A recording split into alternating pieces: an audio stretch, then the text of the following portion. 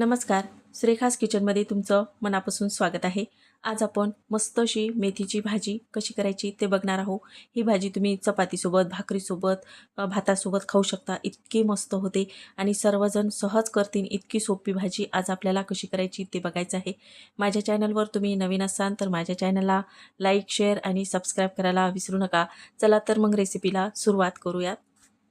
इथं गॅसवर कढई ठेवून त्यामध्ये आपल्याला 2 मापं असं तेल टाकून घ्यायचं आहे।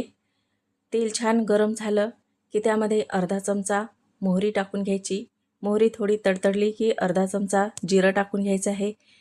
इथं मी 2 मध्यम आकाराचे कांदे असे चॉपरमध्ये टाकून बारीक चॉप करून घेतलेले आहे आणि हे कांदे यामध्ये टाकून मस्त लालसर होईपर्यंत परतवून घ्यायचे। आणि 5 ते 6 लसणाच्या पाकळ्या मी कुटून घेतलेल्या आहेत त्या यामध्ये टाकून भाजून घ्यायच्या।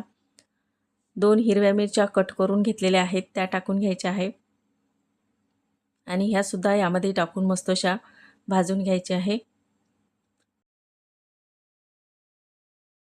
हे सर्व भाजून झाल्यावर आपल्याला यामध्ये अर्धा चमचा हळद टाकून घ्यायची आहे। 1 ते 1.5 चमचा यामध्ये तिखट टाकायचं। तिखट तुम्ही तुमच्या आवडीप्रमाणे यामध्ये टाकू शकता।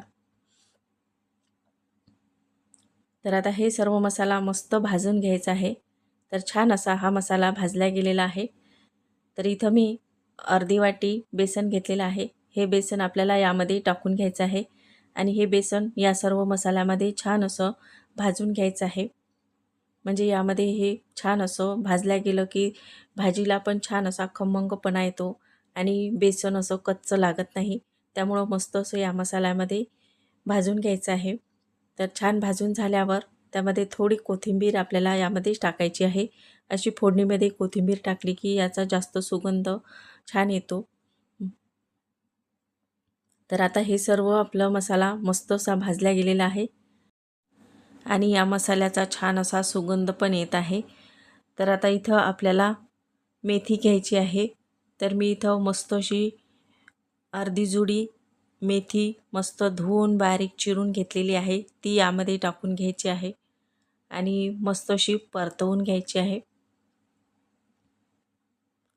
तर पाहू शकता अशा पद्धतीने मस्त आपल्याला ही मेथी मिक्स करून घ्यायची आहे म्हणजे ती छान अशी मऊ पडते। मेथी छान अशी मऊ पडलेली आहे। तर यामध्ये आपल्याला 2 वाटी पाणी टाकून घ्यायचं आहे। तर इथं मी 2 वाटी असं पाणी टाकून घेतलेलं आहे आणि ही मेथी आणि बेसन आपल्याला मस्त यामध्ये शिजवून घ्यायचं आहे। तुम्ही यामध्ये गरम पाणी सुद्धा वापरू शकता। तर आता हे मस्त व्यवस्थित असं मिक्स करून घ्यायचं आहे। तर छान असं मिक्स झालेलं आहे। यामध्ये तुम्हाला आणखी पाणी टाकायचं असेल तर तुम्ही टाकू शकता। तरी मी इथे अजून पाणी घेतलेलं आहे। तुम्हाला ही भाजी जेवढी पातळ करायची तेवढी पातळ तुम्ही करून घेऊ शकता। तर अगदी तुम्हाला घट्ट ठेवायची असेल तर घट्ट ठेवू शकता। तर खूप मस्त अशी ही आपली भाजी तयार होते। यामध्ये आपल्याला चवीपुरतं मीठ टाकून घ्यायचं आहे। थोडासा इथं मी अर्धा चमचा गरम मसाला घेतलेला आहे हे टाकायचा किंवा तुम्ही गरम मसाला नाही वापरला तरी चालू शकतं। तुम्हाला आवडत असेल तर यामध्ये गरम मसाला टाकू शकता, नाहीतर नाही टाकला तरी चालू शकतं। तर खूप मस्त अशी आपली ही भाजी तयार होते। जेवढी पातळ करायची तेवढी तुम्ही ही पातळ भाजी करून घेऊ शकता। मी यामध्ये आणखी थोडं पाणी टाकलं। असं करून मी इथं 4 वाट्या पाणी वापरलेलं आहे। तर आता ही भाजी मस्त आपल्याला शिजू द्यायची आहे। त्यासाठी मी इथं झाकण ठेवलेलं आहे। 5 मिनिटांसाठी आपल्याला झाकून ठेवायची आणि 5 मिनिटं झालेली आहे। बघू शकता आपली मस्त अशी बेसन भाजी छान अशी तयार झालेली आहे। अशा पद्धतीची ही मेथीची बेसन भाजी खूप छान लागते खायला। तुम्ही ही भाजी भाकरीसोबत, भातासोबत खाऊ शकता किंवा चपातीसोबत खाऊ शकता। खूप मस्त होते आणि ही बेसन भाजी करायला पण खूप सोपी आहे। तुम्ही याला मेथीचं पिठलं किंवा मेथीचं बेसन असं सुद्धा म्हणू शकता। खूप मस्त लागतं खायला। तर अशा भाकरी असल्यावर हे खायला खूप छान लागतं।